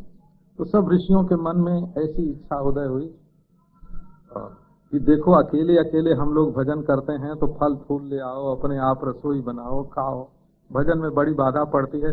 हम लोगों के घर में भी एक एक स्त्री रहे और बना के खिलावे तो बहुत मजा आएगा। तब तो हम लोग खूब बेफिक्र होके भजन करेंगे। अब महाराज उन्होंने कहा तब इसकी जुक्ति क्या है? तो जुक्ति ये है कि चलो एक एक पत्थर हम सब लोग उठा के ले आवे, अब 1000 और उनको रामचंद्र के चरणों से छुआ दें, एक एक स्त्री सबको मिल जाएगी। अब महाराज हजारों स्त्री जाके और पत्थर अपने सिर पर उठा के लाने लग गए। रामचंद्र ने पूछा ये क्या बात है भाई? ये सब महाराज आपके चरणों से स्पर्श कराने के लिए लाई गई हैं, इनमें से एक एक स्त्री रखें निकलें और सब महात्मा लोग जो हैं अब स्त्रियों के साथ रहेंगे। तो रामचंद्र ने कहा कि बाबा ये तो बड़ी गड़बड़ हुई, हम तो आश्रम वर्णाश्रम धर्म की मर्यादा की स्थापना करने के लिए आए और इधर आश्रम मर्यादा का तो लोप ही हो जाएगा, कोई साधु ही नहीं रहेगा। तो उन्होंने फिर जोग माया की से प्रेरणा की कि रावण आके वहीं दंडकारण्य में ही सीता जी का हरण करे, और जब वो सीता जी के लिए रोने लगे, हाय हाय हाय हाय तुम देखी सीता मृगनयनी, तब ऋषियों ने कहा नहीं नहीं अब नहीं बनना। जो इनको साथ रखता है, जो उनको साथ रखता है उसको रोना पड़ता है। तो अब हम लोग रोवेंगे नहीं। तो इस तरह से महाराज उसने पांव, भगवान रामचंद्र ने कहा कि बाबा वही तुम कर लो जिससे तुम्हारी नाव न जाए। उसके बाद पार उतरे और जनकपुरी में जहाँ ऋषि लोग रहते थे वहां गए। अब ये नहीं कि सीधे राज दरबार में ही चले जाएं, इसमें महिमा ये है कि जो त्यागी है, महात्मा है, वनवासी है, भजनीक है, वो बड़ा होता है। वो किसी के घर अपने आप चला जाए ये उसके स्वरूप के अनुरूप नहीं पड़ता है। और फिर ये तो सम्राट और संपूर्ण जगत के स्वामी राम को लेकर के आए हैं, तो राम जाके जनक को प्रणाम करें कि ये भी इनको अभीष्ट नहीं है। इसलिए पहले जहाँ महात्मा लोग रहते थे वहाँ जा करके ये विराजमान हो गए। जनक को ये समाचार मिला कि विश्वामित्र जी यहाँ आए हैं, तो पूजा की वस्तुएं लेकर अपने पुरोहित को लेकर जहाँ विश्वामित्र जी थे वहाँ आए, दंडवत प्रणिपात किया हो और विश्वामित्र की पूजा की।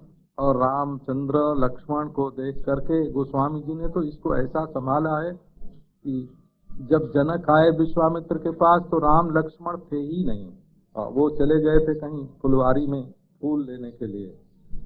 जब वे लौट करके आए तो उनको देख करके सब लोग खड़े हो गए और जनक भी खड़े हो गए। जनक भी खड़े हो गए। इतना आदर राम का तो तुलसीदास जी ने करवाया है। अब तो जनक जी ने पूछा कि महाराज ये सर्व लक्षण संयुक्त जिनकी अंग कांति से दिशाएं प्रकाशित हो रही चंद्रमा सूर्य के समान, ये हैं कौन? ये तो देवता के पुत्र मालूम पड़ते हैं, नर शार्दूल। इनको देखकर मेरे मन में ऐसी प्रसन्नता होती है जैसे नर नारायण ही ये प्रकट हो गए हों। गोस्वामी जी ने तो जनक जी को ब्रह्मज्ञानी करके कि जनक जी तो ब्रह्मज्ञानी हैं, उनका मन भी राम पर मुग्ध हो गया। इससे राम की महिमा बताई है। सहज विराग रूप मन मोरा, थकित होत जिमी चंद चकोरा, इन्हीं विलोकत अति अनुरागा, बरबस ब्रह्म सुख ही मन त्यागा। ब्रह्म तो अपने घर का है, उसका आनंद लो कि मत लो तो अपना स्वरूप ही है। नहीं लो तब भी वो है और लो तब भी वो है। अब इनका आनंद ले लो बाबा। तो महाराज मुनि ने बताया ये दशरथ जी के पुत्र हैं राम लक्ष्मण, और ये तो नहीं कहा कि ये परमेश्वर हैं, लेकिन ऐसा वर्णन किया उनका कि ये मेरे यज्ञ की रक्षा के लिए मेरे लाने पर अयोध्या जी से हमारे आश्रम में आए। वहाँ तुम जानते हो ना ताड़का को कैसी विश्वघातनी थी, उसको एक बाण से इन्होंने मारा।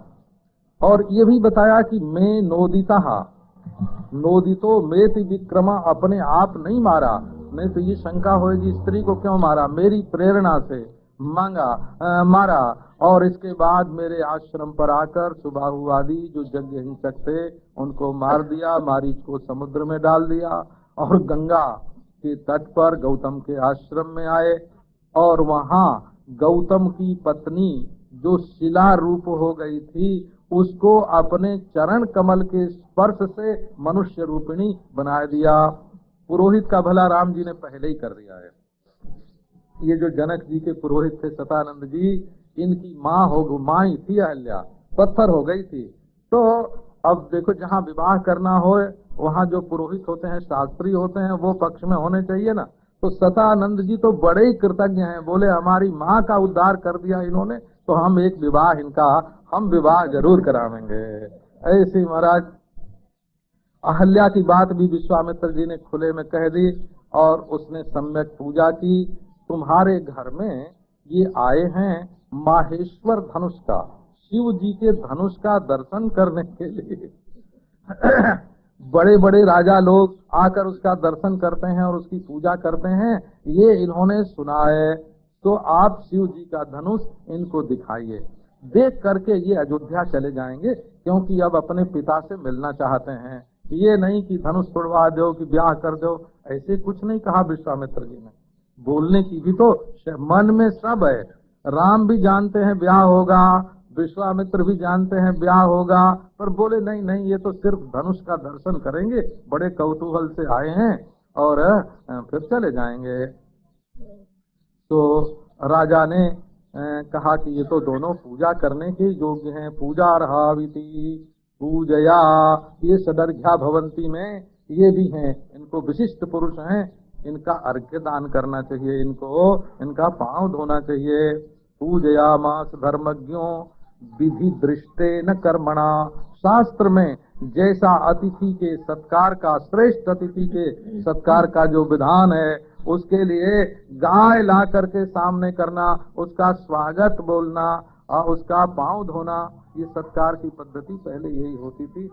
पाद्य माने कोई आवे तो उसका पांव धुलाना, और अर्घ्य माने हाथ धुलाना, आचमनीय माने मुंह धुलाना। बाहर से आदमी पैदल चल के आया तो क्या करोगे, हैं?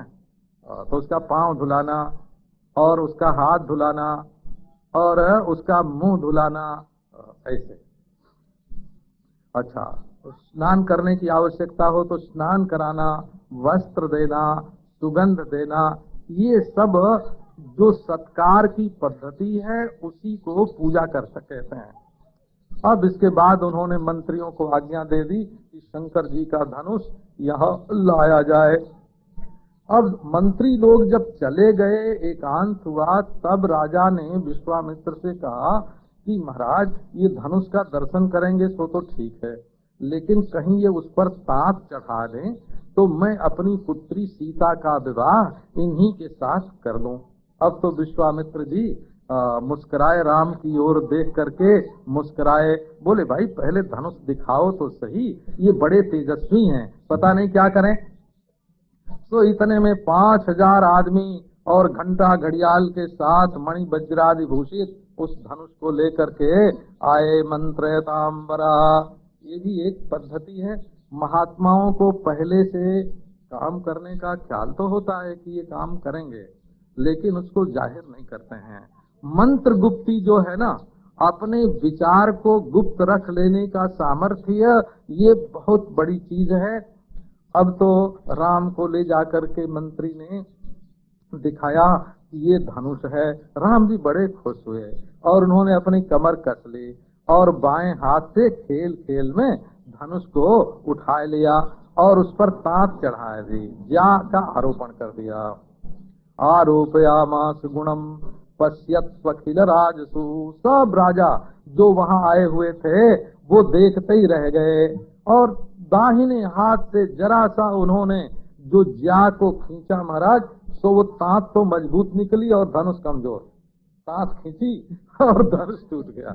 ये देखो क्या लीला है कि वो जो तांत उस पर इन्होंने चढ़ाई, ज्या बोलते हैं, वो तो मजबूत निकली और धनुष बिल्कुल कमजोर निकला, टूट गया। सारे नारायण दिशाओं में आवाज फैल गई, उसकी दिशा विदिशा स्वर्ग मर्त्य पर। बड़ा अद्भुत। देवता लोग आज आश्चर्यचकित हो गए और पुष्पों की वर्षा करने लगे, दुंदुभियां बजने लगी, अप्सराएं नाचने लगी, धनुष तो टूट करके दो टूक हो गया। अब जनक ने श्री रामचंद्र को अपने हृदय से लगाया। सीता की माताओं को बड़ा विस्मय हुआ कि ये नन्हा सा बालक कितना सुकुमार, और ये कैसे धनुष को तोड़ता है। सो सीता जी स्वर्णमयी माला लेकर के, दाहिने हाथ में स्वर्णमयी माला लेकर आई। उनके चेहरे पर मुस्कान थी, सोने की तरह वो स्वयं चमक रही थी, सर्वाभरण से भूषित थी, मोतियों की लड़ी पहने हुए थी, और उनके कानों में आभूषण, उनके चरणों में नूपुर, सुंदर वस्त्र से ढका हुआ उनका शरीर, वस्त्रांतर व्यंजित स्तनी। ये भी वर्णन किया कि उनकी जवानी अब आने वाली है, क्योंकि कपड़े के भीतर से उनकी छाती जो है उसकी ऊंचाई दिख रही है। तो उन्होंने आकर के रामचंद्र के ऊपर माला फेंक दी। रामस्योपरि निक्षिप्य स्मयमानम जजऊ। एक ऐसे जैसे साधारण रूप से चलती हुई आई, मुस्कुराती हुई, और लो, और माला दोनों हाथ से उनके गले में डाली और मुस्कुराती हुई झट वहां से निकल गई। ये नहीं कि कोई बहुत बढ़िया गंभीर मुंह बना के, नहीं, बच्चे की तरह आई, जैसे उनकी उम्र छोटी है ये जाहिर होती थी हो। अब तो सब राजदाराओं ने ये अलौकिक दृश्य देखा और बड़ा आनंद हुआ उनको। राजा सर्वशास्त्र विशारद, उन्होंने कहा कि महाराज अब तो विवाह होना ही चाहिए, जल्दी पत्र भेजा जाए और राजा दशरथ अपने पुत्रों के साथ यहाँ पधारें, कुमार अपनी पत्नियों के साथ आवें, मंत्रियों के साथ आवें। विवाह में स्त्रियां भी जाती थी वो बारात में। इसका अर्थ ये है, विवाहार्थम कुमाराणाम सदारः सह मंत्री। सो तुरंत दूत भेजे गए और वे पहुंच गए अयोध्या में, और वहां राम के कल्याण का निवेदन किया। राम श्रेयो निवेदयन। दक्षिण में तो विवाह के लिए कल्याण शब्द प्रचलित है। जैसे हम लोगों के यहाँ विवाह बोलते हैं, मंगल बोलते हैं, जैसे वैसे वहाँ उसको कल्याण बोलते हैं। जानकी कल्याणम नाम की एक पुस्तक है, जानकी कल्याणम, बहुत बढ़िया नाटक है, मैसूर से पहले प्रकाशित हुआ था। नाटक का नाम राम कल्याणम है। तो जानकी कल्याणम, जानकी कल्याणम। अब तो दशरथ को बड़ा ही प्रसन्न हुआ, प्रसाद हुआ, बड़ी खुशी हुई, और उन्होंने तुरंत मंत्रियों का जल्दी करो, सब के सब मिथिला के लिए चलें और रथ आओ, आज ही निकल चलें। वशिष्ठ जी सब से आगे आगे चलें और अग्नियां भी चलें, जिनका अग्निहोत्र होता है अग्नि को भी ले करके चलना। भागवत में ऐसे प्रसंग कई हैं कि जब कोई महात्मा आता है तो उनका स्वागत सत्कार करने के लिए न केवल गुरु पुरोहित के साथ राजा लोग जाते हैं, बल्कि सहाग्नयः अग्नि के साथ जाते हैं। माने अग्नि के जो कुंड होते थे वे अचल नहीं होते थे, ऐसे कुंड होते थे जिनको उठाकर स्वागत के लिए ले जाया जा सके। ऐसे अग्निहोत्र साथ साथ चलते थे महात्माओं के अग्निहोत्र, क्योंकि रोज हवन करने की आवश्यकता पड़ती थी। तो राम की माताएं भी चले और सेना चले, रथ चले। अब तो जो जनक को मालूम हुआ कि दशरथ जी की बारात आ रही है, बीच का वर्णन नहीं किया हो, ये तो थोड़ा वर्णन है ना, बहुत संक्षेप में वर्णन है। अब वहाँ सतानंद पुरोहित जी के साथ जनक ने सबका बड़ा भारी सत्कार किया। राम लक्ष्मण ने आकर दशरथ के चरणों की वंदना की। दशरथ ने राम से कहा, बेटा देखो आज कैसा मंगल का दिन है, सुख का दिन है कि तुम्हें मैं बहुत प्रसन्न, खिले हुए कमल के समान तुम्हारे मुख का दर्शन कर रहा हूँ। ये सब जो मेरा भला हुआ है, मुनेर अनुग्रहात् सर्वम संपन्नम मम शोभनम, ये मुनि का अनुग्रह ही है कि मेरा सब शुभ हो गया। और राम को अपने हृदय से लगा लिया, उनकी आंखों से आंसू की धारा बहने लगी। महान हर्ष से आविष्ट हो गए थे, जैसे वे ब्रह्मानंद में पहुंच गए हों। इसके बाद जनक ने सबको बहुत अच्छी जगह ठहराया और पत्नी के साथ, पुत्र के साथ, सर्व भोग जहां मिल सके ऐसे स्थान में उनको ठहराया गया। उसके बाद शुभ दिन आया। शुभे दिने लग्ने सुमुहूर्ते रघुत्तम। अच्छा दिन, अच्छा लगन, अच्छा मुहूर्त, उसमें भाइयों के साथ रामचंद्र भगवान बुलाए गए, लाए गए और बड़े भारी मंडप में, जिसमें सुंदर तोरण लगे हुए थे, रत्नों के स्तंभ थे और सब शोभा जिसमें थी उसमें वेद के जानने वाले विद्वानों ने, उन विद्वानों को भी महाराज वेद विद भी सुसंबाधे ब्राह्मणई स्वर्ण भूषितई, ब्राह्मणों को भी सोने से सजाया गया था। स्वर्ण भूषित ब्राह्मणों के द्वारा, जो कि वेद वेदता से भरा हुआ था वो मंडप। सुसंवादे माने भरा हुआ था, एक दो ब्राह्मण नहीं थे, ब्राह्मणों की भीड़ थी और सधवा स्त्रियां वस्त्राभूषण धारण करके चारों ओर भरी हुई थीं। बाजे गाजे बज रहे थे, नाच हो रहे थे। स्वर्ण के पीढ़े पर रामचंद्र भगवान बैठे, वशिष्ठ कौशिक इनका भी सतानंद ने क्रम से पूजा किया। दोनों राम के अगल बगल बैठ गए। अग्नि प्रज्वलित हुई विधि पूर्वक और सीता जी लाई गई। शोभाढ्या सीता नाना रत्न विभूषित, और पत्नी के साथ राजा जनक भी आए राम के पास। उन्होंने राम के पांव धोए। वैवाह यज्ञ होता है, विवाह वर जिसका विवाह होने वाला होता है उसका भी पांव धोना चाहिए, ऐसा शास्त्र में वर्णन है। पादौ प्रक्षाल्य विधिवत तदपो मूर्धन्य धारयत, उस जल को जनक जी ने अपने सिर पर धारण किया पांव धो करके।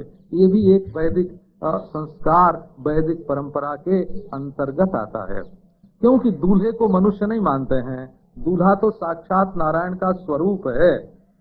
श्रीधर रूपिणे तो भ्यम वराय, श्रीधर श्री रूपिणी लक्ष्मी रूपिणी इमाम कन्याम, ऐसे संकल्प करते हैं।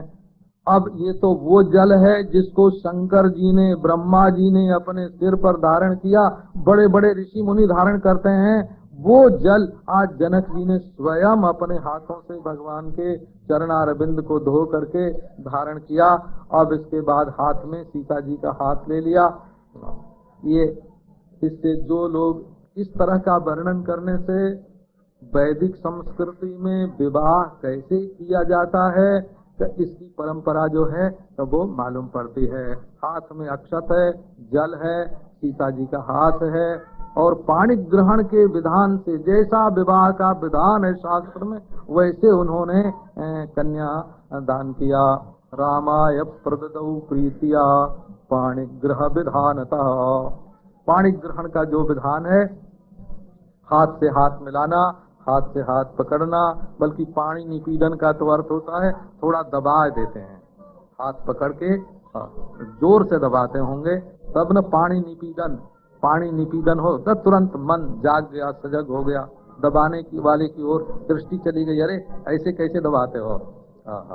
रामचंद्र ने सीता जी का हाथ दबाया तो उनका तो बड़ा सुकुमार हाथ, झट वो तन गई और उनकी ओर देखा, इतने जोर से उन्होंने भी दबा दिया कि लो हम भी दबाते हैं। ये प्रेम जो है इस तरह प्रेम प्रकट हुआ। अब तो बड़ा भारी आनंद हुआ। दीयते में सुता तुभ्यम प्रीतो भव रघुत्तम इति प्रीतेन मनसा सीताम राम करेर्पयन्, मैं तुम्हें अपनी लड़की देता हूँ, पुत्री का दान करता हूँ, तुम हमेशा आनंद में रहना, ऐसा आशीर्वाद जनक जी ने दिया राम के हाथों में लड़की देकर। अब बड़ा आनंद हुआ जनक जी को। ये कन्यादान तक की प्रक्रिया दूसरी होती है और विवाह की प्रक्रिया दूसरी होती है। कन्यादान तो पिता अपनी पुत्री वर के हाथों में समर्पित कर देता है। अब उसके बाद वर की ओर से जो कर्मकांड होता है पाणी ग्रहण का, वो दूसरा है। उसमें अग्नि साक्षिक, अग्नि में हवन होता है, लाजा होम होता है, उसमें और भी अनेक प्रकार की विधि विधान होते हैं। ऐसे बढ़िया बढ़िया मंत्र हैं, कभी उनका कोई अनुसंधान करे। देखो एक मंत्र है, वर वधू के कंधे पर हाथ रख के, दाहिने होती है वधू, तो वो दाहिने कंधे पर हाथ रखता है और उसके बाद वो हाथ कन्या के